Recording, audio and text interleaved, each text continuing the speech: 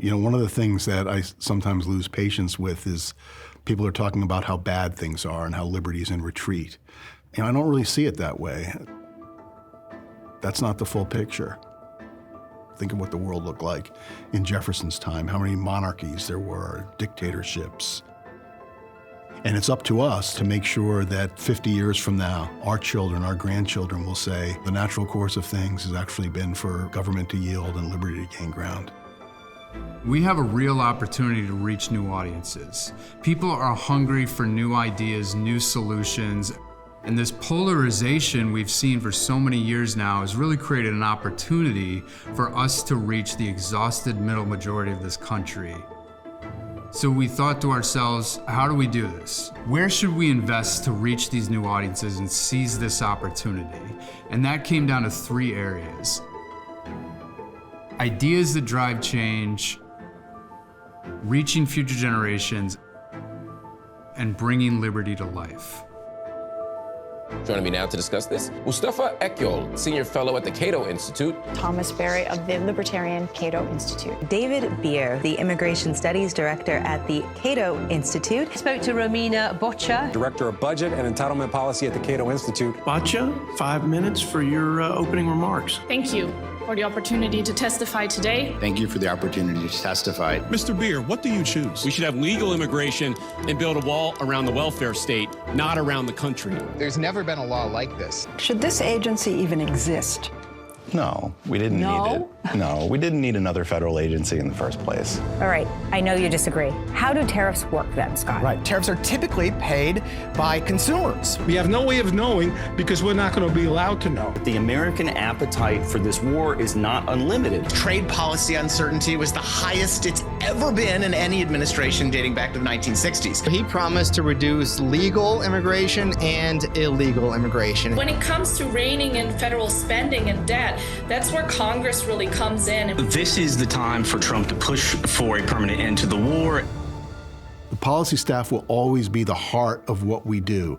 They're the ones that are originating these ideas that drive change. They're performing the analysis that is critical to telling our story, to making our case. If you're into the rule of law and limited government, this was a big year. The federal government basically does its business, exercises power through this endless list of alphabet agencies. Well, who decides how much power they have? Up until last year, the answer to that question was, by and large, they do. Supreme Court this year said, no, we're not going to do that anymore. In a case called Loper-Bright, it overturned the so-called Chevron doctrine, and it put citizens back in the business of resolving disputes between the government and the people who are governed, and that's a really big deal. What we are trying to do at Cato is to get us back to a point where the appropriate branches are playing the appropriate role in the resolution of these conflicts. 2025 is a pivotal year for fiscal policy. There's a lot of potential with this administration and their desire to cut spending and cut red tape, and Cato has the intellectual firepower without the political bias to really advance those good ideas at those pivotal moments. Peace is central to sort of small r Republican governance that has guided this place and indeed the United States since its founding. We need to protect peace in order to preserve the sort of Madisonian institutions that really are our heritage. You know, we'll have one scholar on TV one day saying the administration's right about this, and another scholar on TV the next day saying the administration's wrong about this. What the president tried to lay out was that the U.S. will stand up for the U.S. interest in Ukraine. What the national security interest is, it's actually a bit of a debate. It confounds the red-blue box paradigm, but it really sets Cato apart from some of the competition. But politicians thrive on negative news cycle. They thrive on telling people that they are victims, that they are incapable of improving their own lives and those of their families. Cato is unique in a sense that we embrace techno-optimism. We are optimistic about the possibility of combining human agency and technology in order to make us all more productive and therefore more prosperous. We do not accept that people are powerless victims. We believe that within every individual there is a spark of genius that can make the world a better place.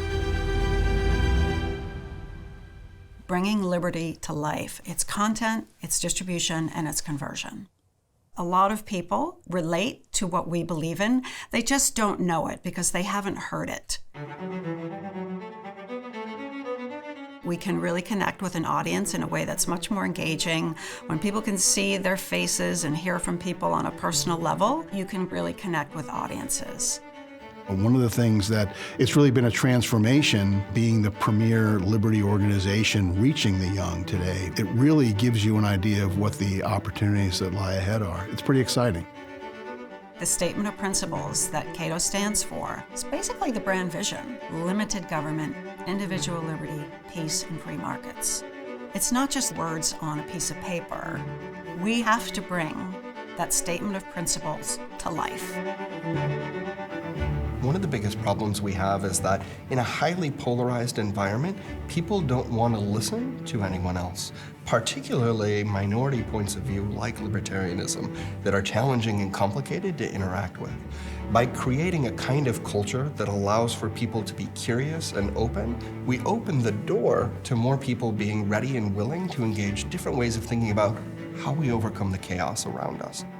Sphere's been around since 2019, and in that time, we've seen a growth from 161 teachers at our first event in 2019 to a network of over 13,000 educators from all 50 states. Throughout the course of their career, those teachers are going to be working with potentially up to 10,000 students over the course of a 30-year teaching career. By working with teachers, we create an entire generation of people that they teach who are excited about new and different ways of thinking about the world around them. With the Congressional Fellowship Program, it's amazing. You see staffers on the Republican side, the Democratic side, getting together to discuss issues ranging from foreign policy to economics to the Constitution.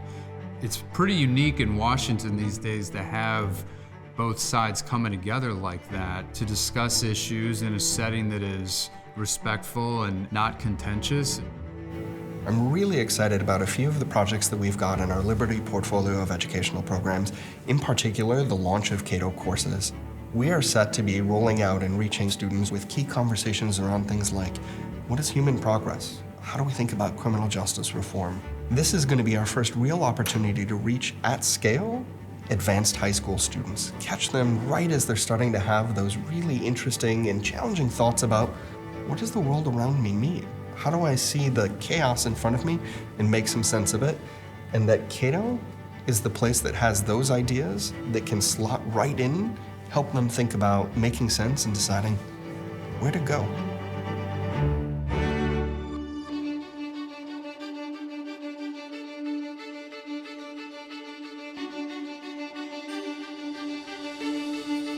The investments we've made to defend the free economy, to bring new generations to libertarianism, and to bring liberty to life through compelling content. I'm really proud of that, and I hope all of you who have supported the Vision for Liberty campaign are as proud as we are of what we've accomplished so far. We're set up for success, and we're really going to seize the opportunities we see. I always think about our work in terms of the impact on my children and grandchildren. I'm completely motivated in my work at Cato by the vision of what kind of world my grandchildren are going to be living in. I want them to live in a free country. I want them to live in a free world. I want them to live in a peaceful world. I want them to be able to script, their own versions of the American dream. We've all been able to do that. Let's not deny them the opportunity.